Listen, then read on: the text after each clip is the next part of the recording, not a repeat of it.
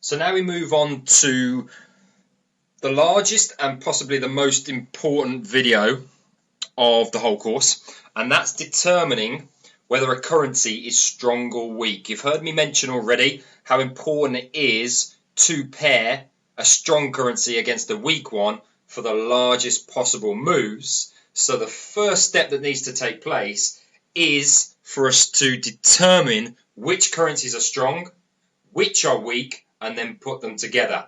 Now, a currency's strength or weakness, it can be determined on two time frames: a longer term time frame, so 3 months onwards, and a shorter term time frame, i.e. whether it's strong or weak off the back of a news event which is up to date, it's fresh and it's real and it's happening right now on a much shorter time frame. So we're going to look at both aspects, and what we're looking to do is get both saying the same thing. So the bigger picture is suggesting the currency is weak, and the news is also giving us some short-term weakness, and vice versa. So let's now go into the nitty-gritty of this particular topic.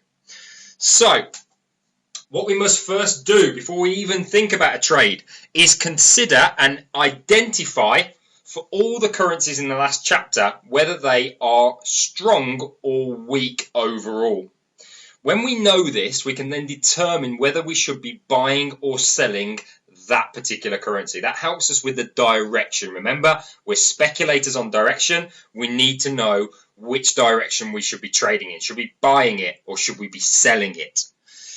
It also gives us the potential to pair a currency, irrelevant what it is, against its opposite, i.e. a weak currency, and we pair it against a strong one, like I've just mentioned, or vice versa. As you'll see in the next topic, when we trade weak against strong or vice versa, it provides the highest probability one-directional trading opportunities, and that's all we want to focus our attention on. And as I mentioned previously, is we can observe both the long-term and short-term strength or weakness of a currency pair, which we'll look at very shortly. Okay, so let's first start with long-term or the bigger picture. What's the bigger picture of a currency? Is it generally weak or strong? Well, the strength or weakness of a currency over the long term, 3 months or more, is driven by whether a central bank, remember the major player, of a nation is getting closer or further away from an interest rate hike or cut.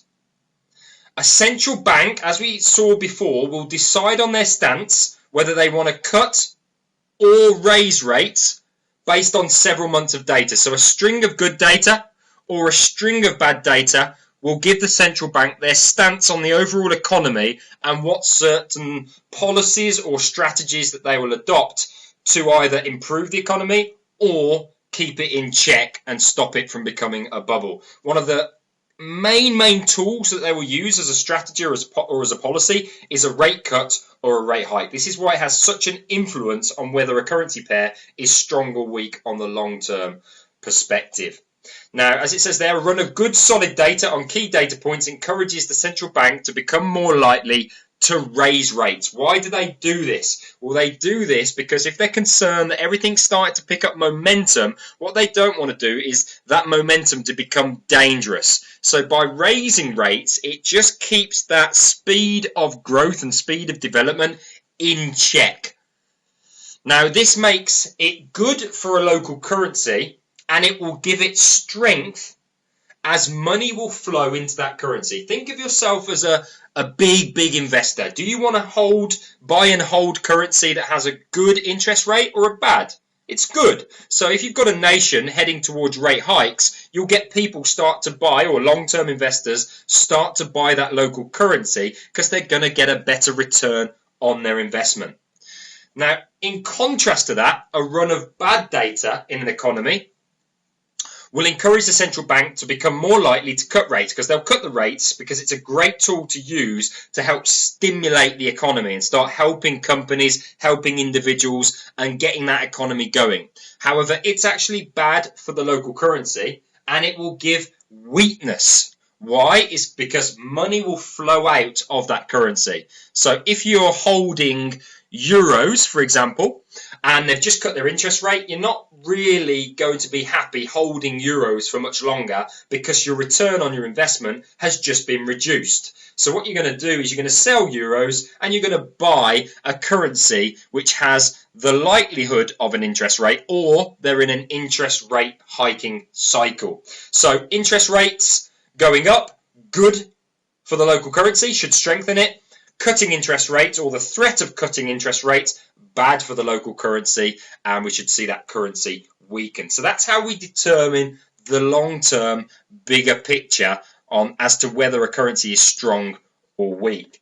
Now, the best way I use to illustrate that is the strength stroke weakness scale, and this will give you a better, more high-level view of what it means for a local currency. So this top little scale here is the central bank stance. Are they neutral? So the economy's okay, but it's not great.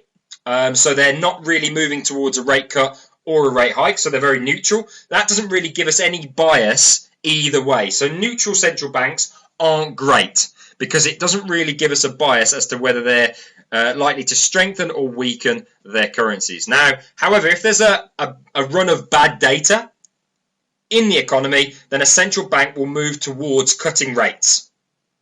If there's a run of good data and everything's looking rosy in the economy, the central bank will start moving towards raising rates.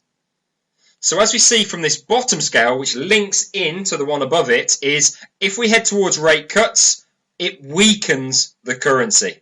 If we're heading towards a rate raising or a rate hike, it will strengthen the currency for the reasons that we mentioned in the last slide. So bear that in mind.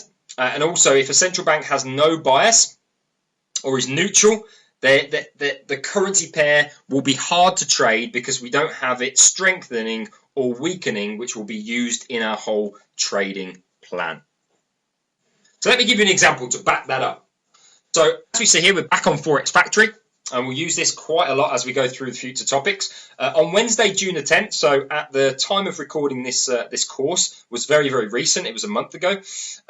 June the 10th at 10 o'clock London time, the Reserve Bank of New Zealand, which is the Central Bank of New Zealand, they cut their interest rates. At the same time, they communicated via their statement to the market. So they said to the market that we are concerned about the economy and will cut again if we need to. So going back to our scale, this was essentially the RBNZ, the Central Bank of New Zealand, heading towards cutting rates. So they cut their rates. So what does that mean for the New Zealand, their local currency? It should weaken the Kiwi dollar. So as we see here, immediate weakness ran through the Kiwi and lasted not several hours, but several weeks. Because of this, we would have a bearish bias and would only want to sell the Kiwi against a stronger currency pair. So we're starting to bring things together now. We understand what the central bank's thinking. We know what the big institutional traders will be thinking, and we think exactly the same thing. Cutting interest rates and having a gloomy outlook on the economy is bad for the local currency. We would only want to consider selling the Kiwi dollar. So we have our direction on the Kiwi. We only want to be selling it. So looking at the chart at the time of that release, I know we've already looked at it before, but it's bringing it all together now. This was the chart that the chart of the Kiwi dollar on the hourly time frame, and as you can see, there was a move of 130 pips lower from the initial news announcement, and the reason for that was the fact that the data was bad for the currency, causing it to weaken significantly against the United States dollar, which was a stronger currency at the time. So that is just confirming to you that the bigger picture was negative based on the Central Bank of New Zealand cutting rates and having a gloomy outlook on the economy. Now, this is another example, but this is one in the future. This hasn't happened yet. So how can we determine what the overall bigger picture is for the Canadian dollar, for example? Well, we can check on Forex Factory again that on Wednesday, July the 15th at 3 o'clock GMT, we will be getting the Bank of Canada's monetary policy update and their rate confirmation. So this is them telling us what their thoughts are on the Canadian economy. Are they bullish? Are they bearish? are they neutral? So as a trader, we will be looking to digest that information so that we can get a directional bias on the Canadian dollar. So every single month, each of those developed nations will update you on their outlook for their own economy. And your job is to digest that information so you know whether that local currency should be strengthening or weakening, so you can build that into your trade plan as to whether you want to be buying or selling that particular currency. Now, just to give you a high-level view, now this is as of July 2015. This is what the current central bank stance is for each of the major developed nations and the currencies that we're looking to trade. So the US dollar, we've got the Fed, which is the central bank of America. They are heading towards a rate hike at some point in 2015. So what does that mean? Well, a rate hike is good for the local currency. So as I've put in the box here, the dollar is a strong currency right now on the bigger picture time frame. The euro, they've cut rates to record lows and they're intent on keeping them low. So that is generally the euro is weak as a currency. The pound is heading towards a rate hike, but not as quickly as in America. So towards the back end of 2016. So it's strong, but it's just not as strong as the United States dollar, but it is stronger than all of the other currency pairs that we're looking at. In Japan, the Bank of Japan have got rates at record low, interest rates at record lows, and they're intent on keeping them low for the foreseeable future. So that means the yen is very weak right now. That's the same in Australia, the same in New Zealand. They've both cut their rates in 2015 and have said to the market, have communicated to the market that they will cut interest rates again. So the Aussie and the Kiwi are generally, from a longer term perspective, weak currency pairs.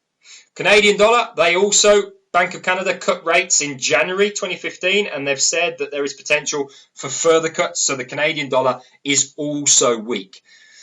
And then finally, Swiss franc, they've got negative rates, so they're actually minus 0.75, I believe, and they're intent on keeping them low as well. So the Swiss franc is generally a weak currency pair as well. Now, note, this situation can and will change over time.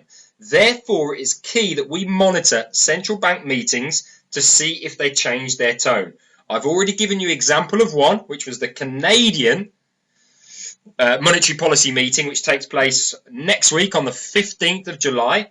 If they change their stance, we as a trader need to change our stance. So if they come out and they're bullish and all of a sudden they start talking about rate hikes, all of a sudden we will change from having a weak opinion of the CAD to a strong opinion. So we'd be looking to buy the Canadian dollar rather than sell it. So your job as a trader is every month just keep in touch with the central banks, because they will dictate whether their local currency is getting stronger or weaker from a long-term perspective.